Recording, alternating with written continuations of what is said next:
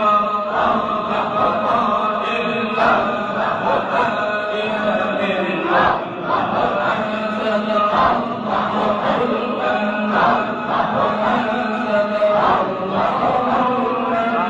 video saya sebelumnya yang membahas tentang haul bid'ah guru sekumpul, banyak yang berkomentar tidak suka dengan video itu.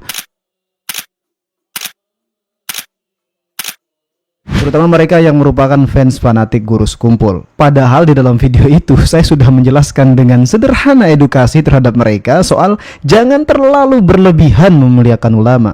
Apalagi orang itu sudah meninggal. Kalau kita merayakan haulnya, ulang tahun kematiannya berlebihan, ini sudah di luar daripada apa yang diajarkan oleh baginda Nabi SAW.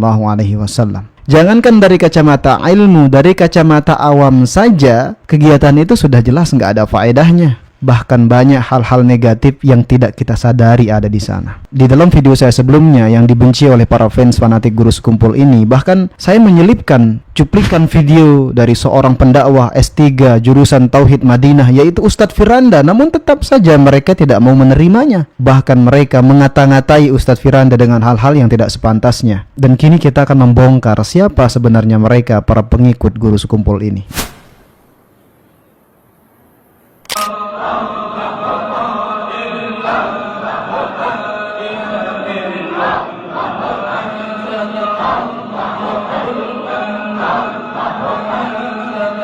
Jadi ini adalah cuplikan pengikut guru sekumpul saat sedang zikir di makamnya guru sekumpul. Biasanya orang-orang sufi kalau zikirnya seperti ini. Saya temukan video ini di media sosial, kemudian untuk memastikan lagi apakah benar itu makam guru sekumpul, maka saya mencari di Google. Dan akhirnya ketemu, saya coba cocokkan, ternyata makamnya persis dengan makam yang ada di dalam video tadi. Nah, kalau kita baca di Wikipedia, sufi itu sebenarnya apa? Jadi sufi adalah sebutan untuk orang yang mendalami ilmu tasawuf atau sufisme atau tarekat gitu, yaitu cabang spiritual dalam Islam yang menekankan pendekatan langsung kepada Allah. Dan ini bagi orang-orang yang mengikuti sunnah Nabi SAW, maka sufi ini bertentangan dengan ajaran yang dibawakan oleh Nabi, di mana kita mengenal Allah hanya dengan cara yang diajarkan oleh baginda Nabi SAW, bukan dengan cara baru yang diajarkan ulama-ulama sufi yang kadang sanadnya tidak jelas, bahkan bertentangan dengan Al-Quran dan hadis Nabi SAW. Imam Al-Baihaqi rahimahullah dengan sanadnya meriwayatkan dari Yunus bin Abdil A'la rahimahullah, ia berkata, aku mendengar Imam Syafi'i rahimahullah mengatakan,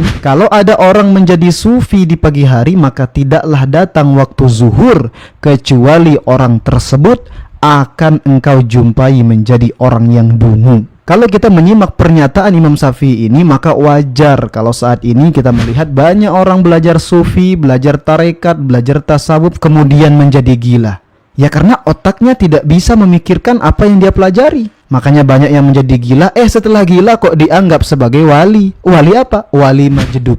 Nah, untuk pembahasan wali majdub sudah saya bahas di video saya sebelumnya, silakan kalian tonton. Jadi buat kalian yang baru tahu tentang guru sekumpul, ya sebaiknya jangan mudah terhasut untuk ikut acara haulnya. Jelas itu adalah kegiatan yang tidak ada faedahnya, justru bisa menjerumuskan Anda kepada perkara-perkara yang dilarang dalam agama.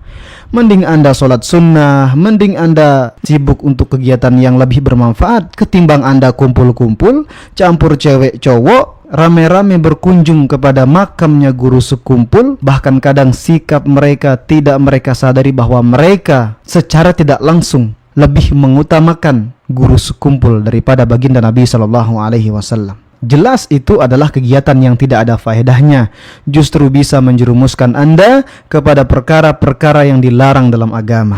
Jadi buat kalian yang baru tahu tentang guru sekumpul, jangan mudah terhasut untuk ikut acara haulnya. Jadi kata kuncinya, kalau sudah berurusan dengan sufi, udah tinggalin aja.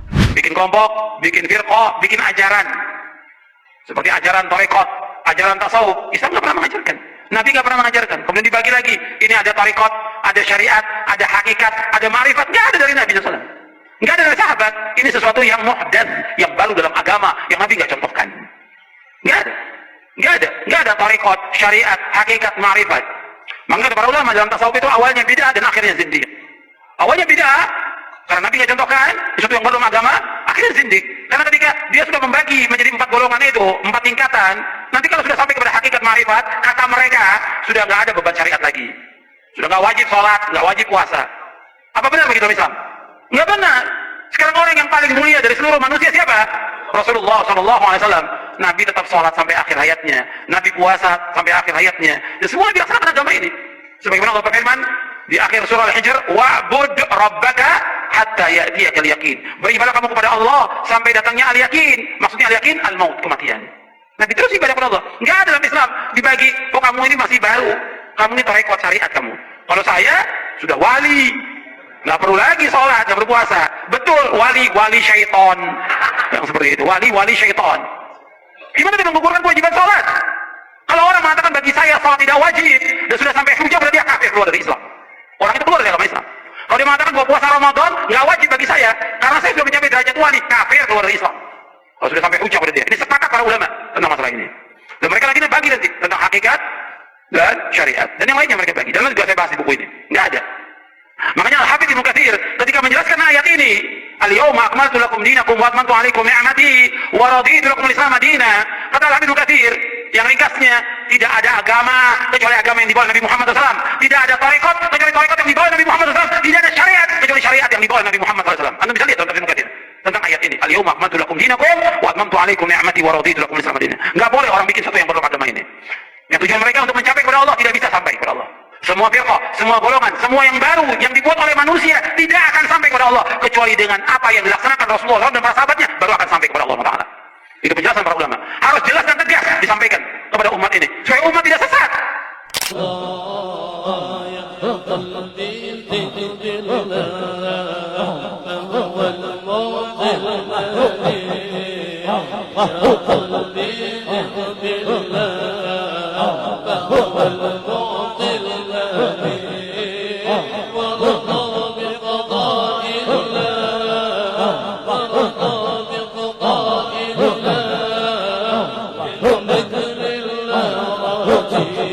Baik teman sunnah, jadi itulah video kita di kesempatan kali ini. Semoga kalian semua pada sadar, pada mengerti bahwa belajar agama itu sebenarnya sederhana. Ikuti apa yang diajarkan Al-Quran dan ikuti apa yang diajarkan oleh baginda Nabi Sallallahu Alaihi Wasallam. Jangan percaya kurofat, cerita-cerita dongeng yang tidak jelas asalnya. Bahkan banyak orang yang lebih mencintai cerita kurofatnya para wali-wali palsu itu ketimbang mencintai kisah-kisah baginda Nabi Sallallahu Alaihi Wasallam. Demikian, wallahu a'lam. Wassalamualaikum warahmatullahi wabarakatuh.